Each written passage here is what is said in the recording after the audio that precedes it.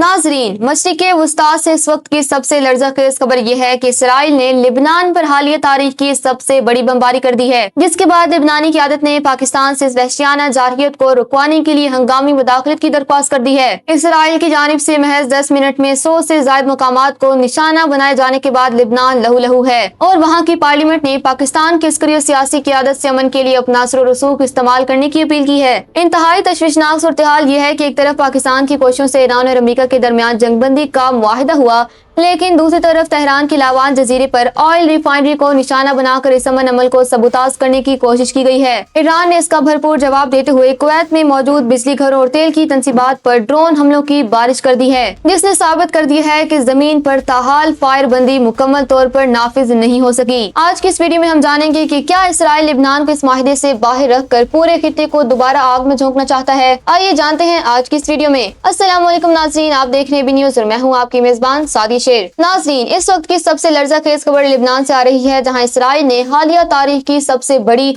और मरबूत फिजाई कार्रवाई की है। इसराइली फौज के तर्जुमान के मुताबिक महज 10 मिनट की मुख्तसर दौरानी में लिबनान भर में 100 से ज़ायद मकामात को निशाना बनाया गया है। इन हमलों की शिद्दत का अंदाजा इस बात से लगाया जा सकता है कि बैरूत, वादी बका और जनूबी लिबनान बैक वक्त धमाकों से गूंज उठे। लिबनानी वज़ीर सेहत राकान नासिरुद्दीन ने खबरदार किया है कि अस्पताल शोहदा और जख्मियों से भर चुके हैं और ये तबाही 1982 की बैरूत जंग की हौलनाक यादें ताज़ा कर रही है। इसराइली जारहियत ने तमाम इंसानी हदूद पार कर दी हैं। वादी बका के गाँव शमिस्तार में एक कब्रिस्तान पर इस वक्त बमबारी की गई, जब वहाँ एक जनाजा अदा किया जा रहा था, जिसमें 10 अफराद मौके पर शहीद हो गए। इसी तरह साहिली कस्बे अदलून में होने वाले हमले में 3 मासूम बच्चियां अपनी जान से हाथ धो बैठी। आलमी मीडिया के मुताबिक लिबनान के मुमताज आलमदीन सादिकुल नाबलिसी भी इन हमलों में शहीद हो गए हैं। लिबनानी हलाल अहमर की 100 से ज्यादा एम्बुलेंसेज इस वक्त मलबे से जख्मियों को निकालने में मसरूफ हैं, जबकि बैरूत के तिब्बी मराकज ने खून की एहतियात की हंगामी अपील जारी कर दी है। इसराइली फौज ने बैरूत के 9 गुंजानाबाद इलाकों बशमूल हाराहरी, गबीरी और ब्रिजुल बराजना के मकीनों को फौरी तौर पर घर छोड़ने के धमकी आमेज अहकामात जारी किए हैं। इन जबरी इनखला के नोटिस और मुसलसल बमबारी के नतीजे में अब तक 12 लाख से ज्यादा लिबनानी शहरी अपने घरों से दरबदर हो चुके हैं। लिबनानी वज़ीर आज़म नवाज सलाम ने आलमी बरादरी को पुकारते हुए कहा कि इसराइल बैनुल-अक़वामी इंसानी कवानीन की धज्जियां उड़ा रहा है और नहते शहरियों को दानिस्ता तौर पर निशाना बनाया जा रहा है। जहाँ एक तरफ पाकिस्तान और चीन की कोशिशों से अमरीका और ईरान के दरमियान 2 हफ्तों की जंगबंदी का मुआहिदा हुआ, वहीं इसराइल ने लिबनान को इस मुआहिदे से बाहर रखने का ऐलान किया है। Israeli chief of general staff lieutenant general अयाज ज़मीर ने 2 टोक अल्फाज में कहा है कि वो हिज़्बुल्लाह पर हमले किसी सूरत नहीं रोकेंगे और शुमाली इसराइल की सिक्योरिटी पर कोई समझौता नहीं किया जाएगा।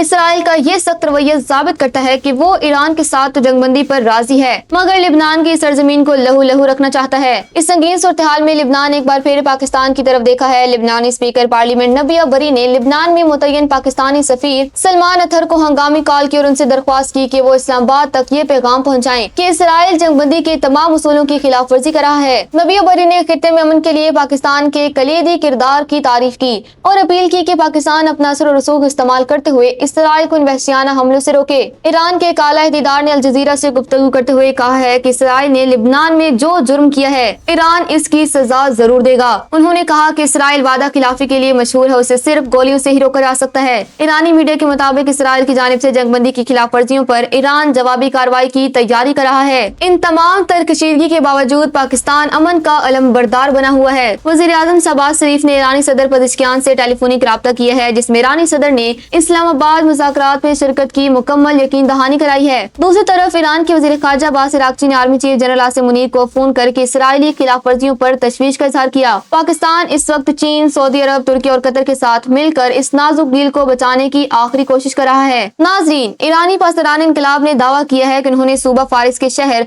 लार के ऊपर एक जदीद हरमिस 900 ड्रोन को मार गिराया है। ईरान ने वाज़ेह कर दिया है कि किसी भी अमरीकी या इसराइली तियारे का ईरानी हुदूद में आना, चाहे वो हमला ना भी करे, जंगबंदी की खिलाफ वर्जी समझा जाएगा और इसका फैसला कुन जवाब दिया जाएगा। नाज़रीन, जंगबंदी के ऐलान के चंद ही घंटों बाद ईरान के लावान जजीरे पर वाक़या ऑयल रिफाइनरी पर हमला किया गया। ईरानी हकाम के मुताबिक सुबह 6:30 बजे होने वाले इस हमले से रिफाइनरी में आग भड़क उठी। अगरचे हमले को वक्त पर निकाल लिया गया और कोई جانی نقصان نہیں ہوا، لیکن یہ حملہ ثابت کرتا ہے کہ جنگ بندی کے باوجود زمین پر حالات تاحال کشیدہ ہیں۔ کویت کے دفاعی حکام کے مطابق ایران کی جانب سے کیے گئے ڈرون حملوں میں ان کے تیل کی تنصیبات اور بجلی گھروں کو شدید نقصان پہنچا ہے۔ مشرق وسطیٰ میں جنگ بندی کے اعلان کے باوجود بے چینی برقرار ہے۔ سعودی عرب کی وزارت دفاع نے گزشتہ چند گھنٹوں میں 9 ڈرونز کو فضا میں تباہ کرنے کا دعویٰ کیا۔ بحرین، متحدہ عرب امارات اور کویت سے بھی میزائل اور ڈرون حملوں کی اطلاعات موصول ہوئی ہیں۔ صدر ٹرمپ نے ایک طرف ایران کو پابندیوں اور ٹیرف میں نرمی کی نوید سنائی ہے تو دوسری طرف ایران کے اتحادیوں کو دھمکی دی ہے کہ جو ملک ایران کو اسلحہ دے گا اس پر 50% اضافی ٹیرف لگایا جائے گا۔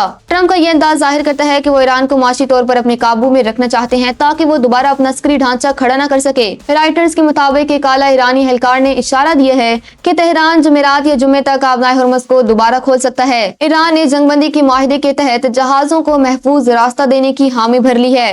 یہ فیصلہ اسلام آباد میں ہونے والے مذاکرات سے پہلے ایک بڑے اعتماد سازی کے اقدام کے طور پر دیکھا جا رہا ہے۔